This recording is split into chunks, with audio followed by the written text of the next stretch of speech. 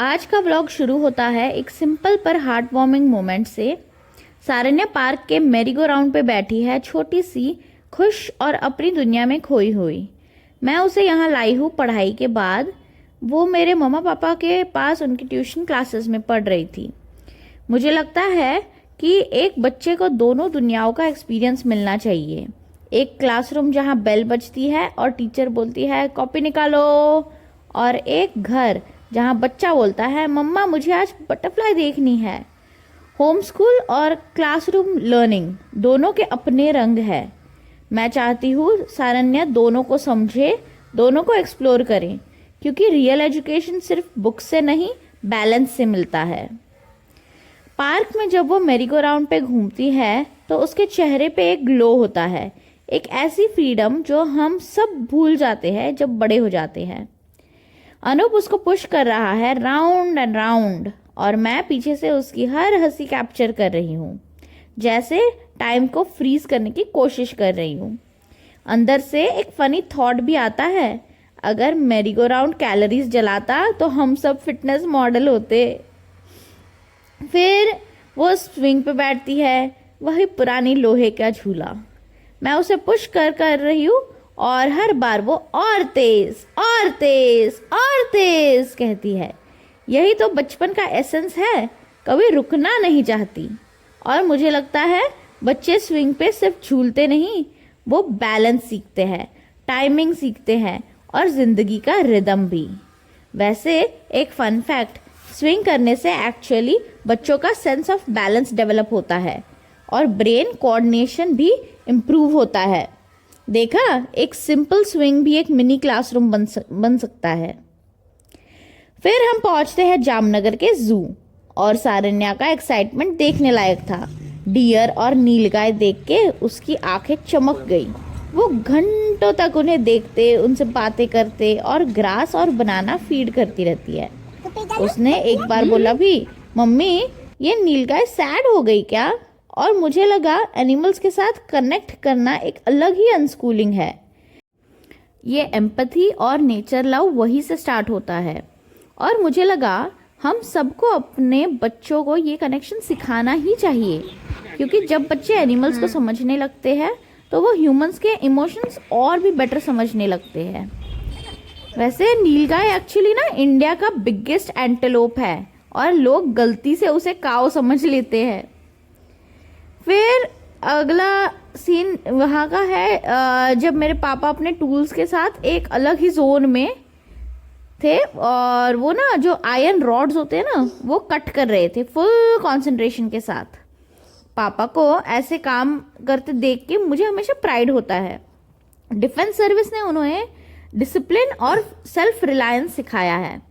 उन्होंने वेल्डिंग का वर्कशॉप लिया था जब उन्होंने रिटायर हुए थे जब वो, तो रिटायरमेंट के बाद अब भी वो आइडल नहीं बैठते कभी। कई लोग सोच लेते हैं अब तो रेस्ट करो, लेकिन मुझे लगता है उनके लिए रेस्ट मतलब काम चालू रखो।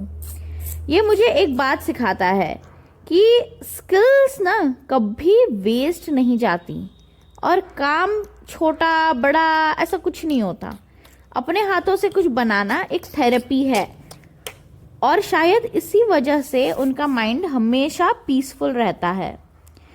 और अगर ये जो घर के सब टूल्स अब ऑफिशियली ना पापा के ना बेस्ट फ्रेंड्स हो गए हैं। फिर ये सब खत्म करके हम गए एयरपोर्ट पे, और सारण्या के हाथ में एक हैंडमेड कार्ड है, वेलकम कौस्तुभ मामा। मेरा भाई मर्चेंट नेवी से घर आने वाला है और पूरे घर में एक्साइटमेंट है। सारण्या ने इतने प्यार से वो कार्ड बनाया था मेरे साथ, और फिर जैसे ही मामा आए वो सीधा उसके पास भागी। मार्गी भी साथ ही थी हमारे, और खुशी में पूंछ हिला रही थी और चिल्लाने लग गई थी वो भी। सारण्या मतलब थोड़ी सी ना शाय सी हो रही थी, वो ऐसे किसी के पास जाते नहीं, उसने खुद से इतना गई ना, वही उसके लिए इस टाइम बहुत था। और उसके इमोशंस एकदम डीप थे, और वो चुप सी थी, बस ऑब्जर्व कर रही थी, फील कर रही थी। और मुझे लगा कि शाइनेस भी ना एक इमोशन होता है, और कभी कभी वही सबसे प्योर होता है। एक फैक्ट बताऊँ, मर्चेंट नेवी वाले जब लौटते हैं ना तो उनके सूटकेसेस सिर्फ कपड़ों से नहीं, स्टोरीज से भरे होते हैं। वेव्स, स्टॉर्म्स और सनसेट्स के स्टोरीज। फिर हम सब मिले और मार्गी तो बहुत खुश हो गई सबको मिलके। दोनों ने वहाँ पे थोड़ा टाइम स्पेंड किया। हम सब फिर उसको लेके घर आ गए।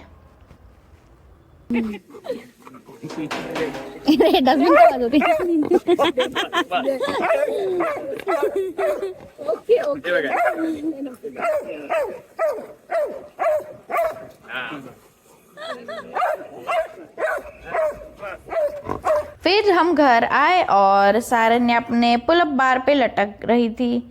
वॉल पे उसके क्रेयॉन के मार्क्स देख रहे हो, पेंटिंग, डूडल्स, वो सब। और लोग कहते हैं बच्चे दीवार पे लिखते हैं तो डांटना चाहिए। मैं तो कहती हूँ पेंट कर लो। दीवार दोबारा पेंट हो सकती है, पर बचपन कब दोबारा आता है। हर लाइन, हर स्केच एक ना याद बन जाती है।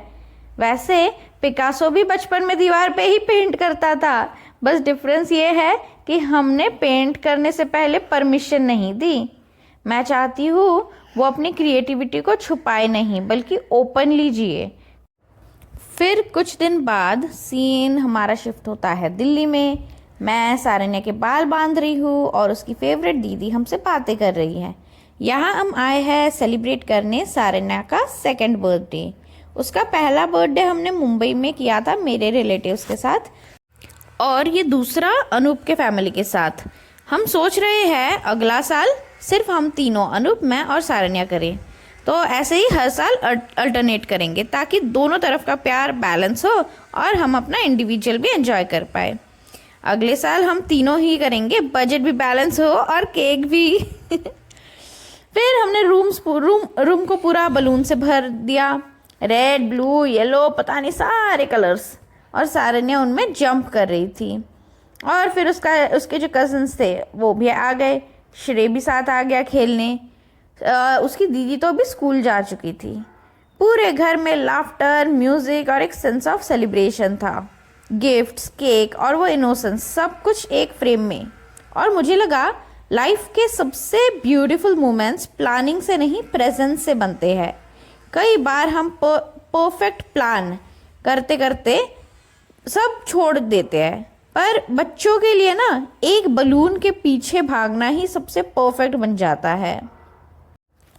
रात को सोते हुए मैं जब सारन्या के बालों पे हाथ फेर रही थी तो मैंने रियलाइज़ किया कि सारन्या कितने फास्ट बड़ी हो रही है।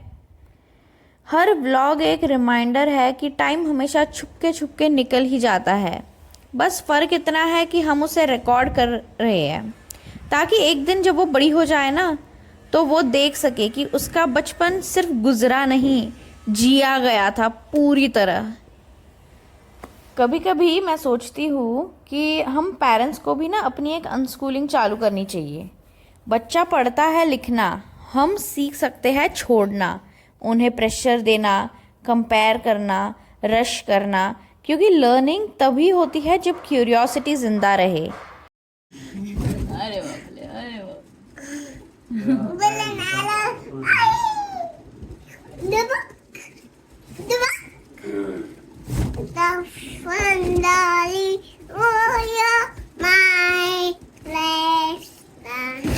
अरे बाप रे।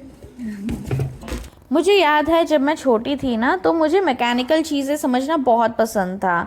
जैसे कि जो बैटरी होती है ना घर पे, इन्वर्टर जैसे बोलते हैं, तो मैं वो तक खोल चुकी हूँ।